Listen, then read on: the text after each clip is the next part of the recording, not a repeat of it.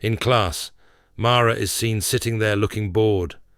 The girl in front of her blows up when she reaches for her pencil after dropping it. According to Mara, the girl was pleasant and typical, not especially flamboyant. Except for her, everyone leaves the classroom quickly.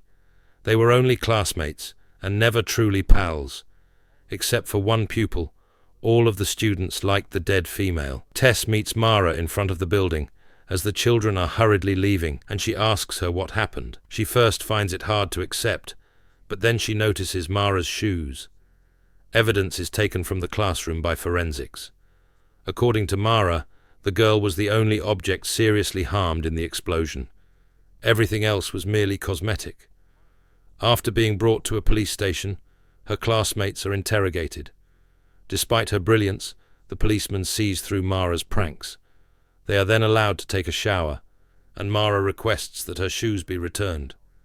The students are forced to wait in the station while the authorities provide them new clothes. Only Mara laughs when Dylan makes the odd remark that it all looks like a Cronenberg film. When one of the girls wonders when they would let them go, the others discuss their theories about why the incident occurred. According to Mara, that will occur when they can be certain that one of them will not experience the same thing again.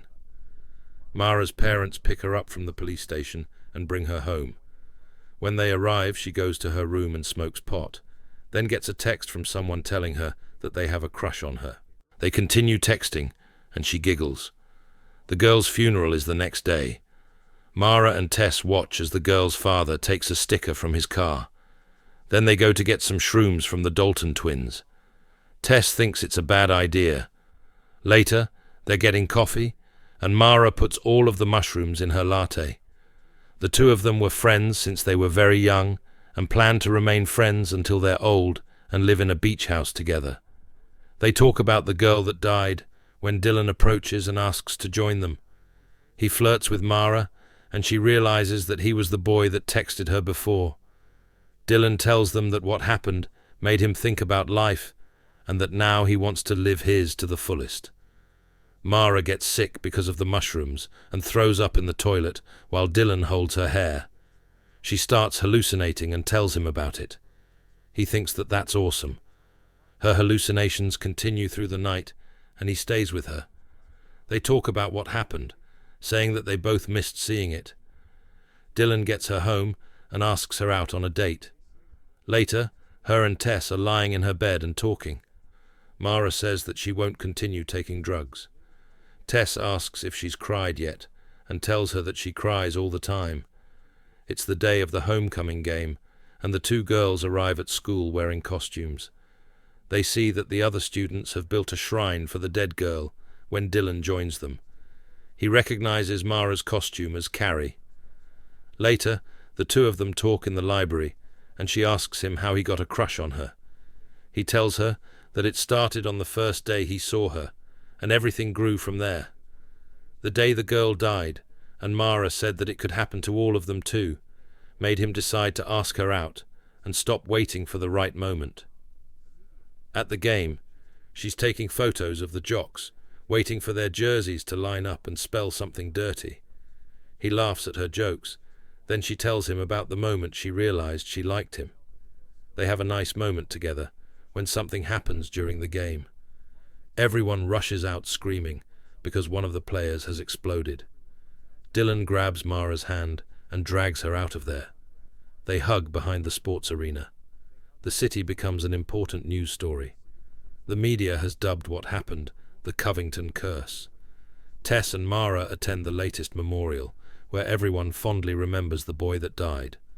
The next day, her parents inform her that school has been cancelled indefinitely. They tell her that they'll still keep applying to colleges, so she's set after everything blows over. Mara makes a joke that now they can't tell her that back in their day was worse than what she has now. That night, Dylan comes to pick her up in an old ice cream truck which he got that day. He bought it to make everyone laugh. The two of them go to a school party in the memory of the kids that died, but quickly go out for a walk. They throw away their drinks because they think it could be alcohol that might make it happen. They laugh as they wonder about what really makes the teenagers explode. After a moment they stop and talk about his father, then they kiss.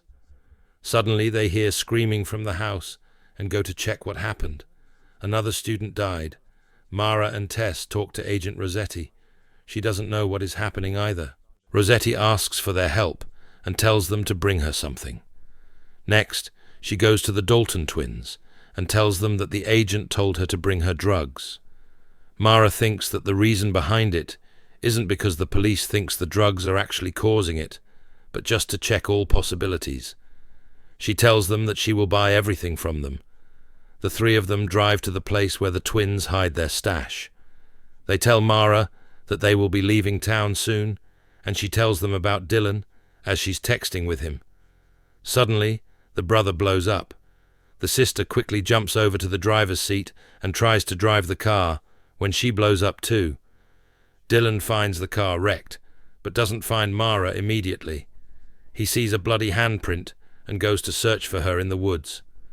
Dylan finds her washing up in a river, and he hugs her, saying that he thought she died in the car. He's brought her a sweatsuit and called Rossetti before he got there. Suddenly, he sees someone in a hazmat suit watching them. Immediately, more appear and grab the two of them. Mara is in a hospital when a doctor shows up, telling her that they're there to help. She starts panicking, but sees Dylan on the bed next to her. They make an E.T. joke together, confusing the doctors. That night, Dylan wakes up and tells her that the whole class is there too. She pushes her bed closer to his, and he tells her about the questions the doctors asked him. He calls her his girlfriend, and she likes it. The government has officially quarantined the entire class. The head doctor questions the students. She asks about the kids that died, about their dreams and emotions, as well as what they want to do in college. Mara replies that she only wants to stay alive. That night, Mara and Tess talk at their bunks. Tess is worried that it might happen to Mara and makes her promise that it won't. She says that if Mara goes, so would she. The next day, the class is in a recreational chamber. Mara complains that she's bored and says that they should break out. No one wants to or have already tried, so they start talking about the explosions. Two boys argue if it's a curse or not. Dylan shares a stupid idea, and everyone ridicules him. Him and Mara make out in the shower. Later, a government official shows the teenagers a PowerPoint presentation and offers to answer all of their questions. Mara doesn't understand what they're actually doing to help them and makes fun of him. The official gives a cliché reply, and the kids laugh at him, but get angry quickly. One of them explodes, then another one explodes while sleeping. Tests are being done in the facility. The parents of the kids wait outside of the facility, and the doctor comes out to tell one of the couples what has happened to their child. The kids keep dying, and all of the tests and the drugs they are giving them fail. They all try to live as normal as possible inside, but one after the other, the teenagers keep exploding. Even the doctors working in the facility get restless. The blue pill that they are being given seems to start working. Everyone in the facility is happy about it. At one point, they release the kids in the custody of their parents. Mara's mom and dad drive her home when she sees that there are no Christmas decorations in the city. Her father tells her that no one felt festive, but when they arrive home, they surprise her with a tree. Later, the three of them are decorating the tree when her father hands her her vape and tells her that she's terrible at hiding the fact that she smokes pot. They all vape together and talk about adulthood and her graduation. Before bed, Mara takes one of the blue pills. The next day, Dylan is at her house. They sleep together for the first time. Mara asks him if they're safe, and Dylan says that he doesn't know, but that they should take it one day at a time and go back to school. She doesn't want to go back. Their class is the only one that will be going to school in the same building. One of their teachers tells them a story of how he'd seen someone blow up when he was a soldier. He tells them that he'll help them graduate. Later, Rossetti is taking Mara's blood pressure, and they talk about the nickname of the blue pill, the snooze button, which Mara doesn't like. Rossetti doesn't think that it's over. For Valentine's Day, Mara decorates Dylan's barn, and the two of them have a party there just for them. He tells her that he loves her, and she says the F word back to him. They laugh about it. Then Dylan asks her to spend the summer with him if they don't die. Tess and Mara are in a diner, waiting for their food, but the waitress is too scared to bring their food over to them. They leave. The next day, the doctor is in their school explaining the snooze button pill to them. She says that while it isn't a cure, it's a treatment. The doctor gets a volunteer to make a point, but as soon as the kid starts following her instruction, he explodes.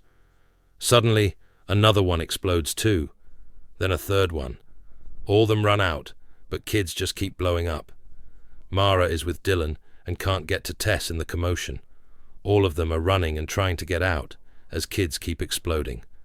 Mara gets left behind, and when a schoolmate tries to help her, he explodes too.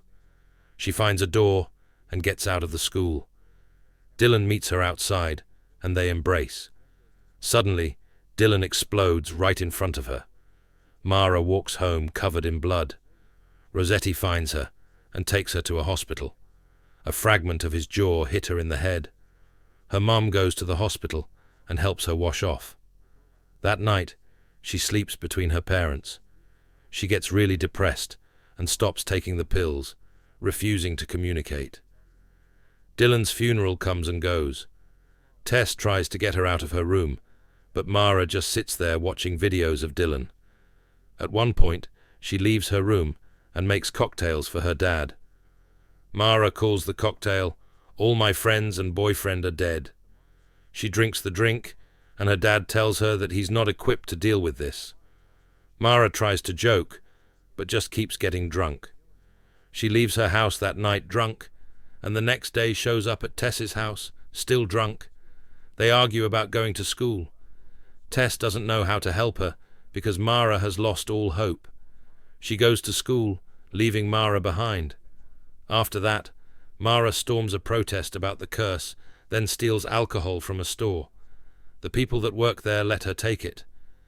Agent Rossetti waits for her in front of the store, and when Mara tries to throw her a bottle of vodka, she breaks her window. Later, she argues with her parents about that, and about getting drunk constantly. They want to help her, but she doesn't want to play along and make them feel better, considering that she too might die soon. Mara goes to her room and thinks about going to prom, but then enters a message board where other students are talking about the Covington curse. They are calling her the curse, and she believes them. Mara goes to her school and visits the memorial for the first girl, then her classroom, and finally the place where Dylan died. It's the night of the prom, and Mara is sitting on a swing. Tess joins her, and they start talking about their future again. She tells Mara that she's leaving Covington that night. Before she leaves, Tess tells Mara that she'll always be her best friend. Mara eventually makes it to prom, drunk. The atmosphere inside is terrible. Everyone is doing their own thing, and she laughs about it, then goes to spike the punch. Her teachers don't do anything about it. She takes it with her and drinks it alone. Later, she goes up to the stage and says that she's sorry for killing everyone, sorry for being the curse. Mara says that she hates herself for hurting everyone, and then accepts her diploma. The girl after her says the same, and Mara boos her. Suddenly, other girls say the same thing. Mara goes to the graveyard to visit Dylan's grave. She tells him that she loves him too, and lies down on his tomb. His mom finds her there and asks to join her, then lies down beside her. Mara apologizes for not coming to the funeral and tells his mom about the first time she hung out with Dylan. His mom says that he told her that he held Mara's hair, and the girl asks her if she thought she was bad news. The mom says that she just thought that Mara was in a lot of pain and didn't know how to deal with it. Mara tells her that she feels like she's dying and that she's scared all the time. Dylan's mom says that life just feels like that sometimes, and that none of the kids deserved what happened to them. Mara asks her if she's okay, and when she shakes her head, The girl holds her. She comes back home the next day, with her parents waiting for her. Mara apologizes to them, and they reconcile. Eventually, she takes off her bandage and remembers Dylan as she looks at the scar. After a few months, the explosions stop. Mara says goodbye to Rossetti. She continues taking the snooze button and goes on with her life. Mara is leaving for college in Dylan's truck. Her parents worry if it's safe, but still let her go. They say goodbye, and she drives off. She drives by the school, which is going to be torn down. By the end of the school year, 31 students had died. Mara lived, even though she doesn't know why. She says that the lesson is that everyone dies, and that you have to live your life the way you want to. Mara can imagine her future, what she'll do, and the boys she'll date or marry. She thinks she'll even be a mum, or maybe even the president one day. At the end of the day, bad stuff is going to happen. That's inevitable. She won't waste her life waiting for something that might never come for her. Mara imagines a future where her and Tess grow old together in the beach house they wanted. She won't be afraid anymore, because she could die any second, and so could you.